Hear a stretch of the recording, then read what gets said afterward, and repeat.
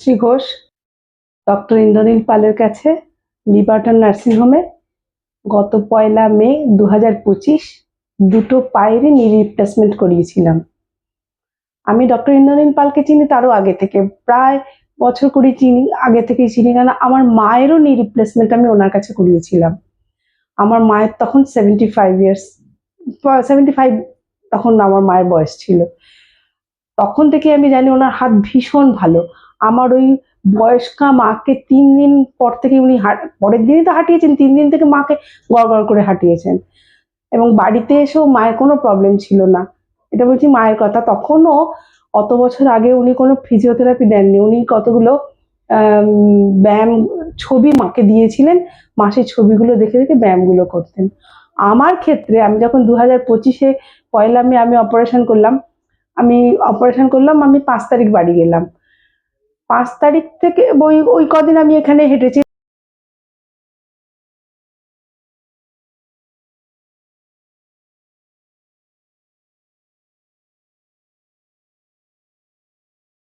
বাড়িতে গিয়েও আমি ওয়াকার নিয়ে হেঁটেছি, কিন্তু আমি তখন মনে মনে ঠিক করলাম আমি যদি ওয়াকারে হাঁটি ওয়াকার নির্ভর হয়ে যাব। আমি ঠিক 7-8 দিনের মাথায় আমি ওয়াকার ছেড়ে আমি হাঁটতে শুরু করলাম। প্রথম 1 দিন 2 দিন একটু কষ্ট হয়েছিল, তারপর আমার সেটা ঠিক হয়ে গেছে।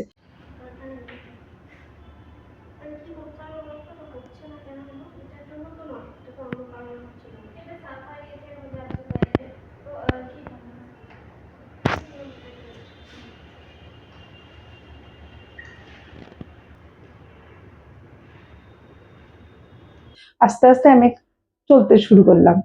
তারপরে 15 দিন পরে আমি এখানে এসে সেলাই কাটলাম। সেলাই কাটার পরেই উনি আমাকে বললেন আপনি সিঁড়ি ভাঙবেন।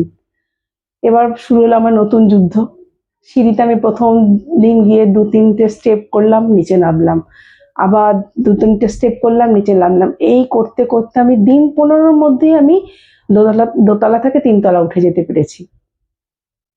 এইভাবে আমার চলছিল। তারপরে আমি ঠিক 26 দিনের মাথায় আমি জগন্নাথ দেবের দর্শনে গেলাম।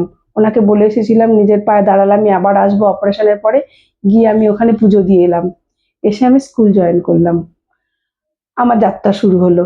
স্কুলে যাওয়া, সিঁড়ি ভাঙা, ক্লাস নেওয়া, আসা, দৌড়ানো, হাঁটা, চলা সবই করতে পারছি। কিন্তু মাঝখানে আমি একটু পা টা নিয়ে অসুবিধা হচ্ছিল বলে আমি ডাক্তারকে বললাম। উনি আমাকে তখন একজন ফিজিওথেরাপিস্ট দিলেন। ওই 1 মাস আমি ওনার কাছে ফিজিওথেরাপি করে বাঁ পাটা আমি এত ভালো এখন হয়েছে, ডান পায়ের থেকেও ভালো হয়ে গেছে। বাঁ পাটা আমি ফোল্ড করতে পারছিলাম না, এই কষ্টটা হচ্ছিল।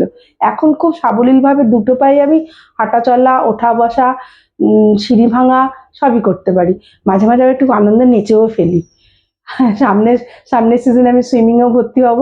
প্রতিদিন 1 ঘন্টা করে হাঁটি, আধ ঘন্টা করে ব্যায়াম করছি। এটা আমার নিজের সুবিধে, নিজের শারীরিক সুবিধার জন্য, যাতে আমি সচল থাকতে পারি, সেই জন্যই আমি করছি। ডক্টর ইন্দ্রনীল পাল যুগ যুগ জিও, উনি আমার কাছে ভগবান। ওনার হাত ধরে আমার আবার নতুন জীবন শুরু হয়েছে। নতুন করে আমি হাঁটতে শিখেছি বিনা ব্যথায়। যে ব্যথা নিয়ে আমি কষ্ট পাচ্ছিলাম সেই ব্যথা আমার একদমই নেই।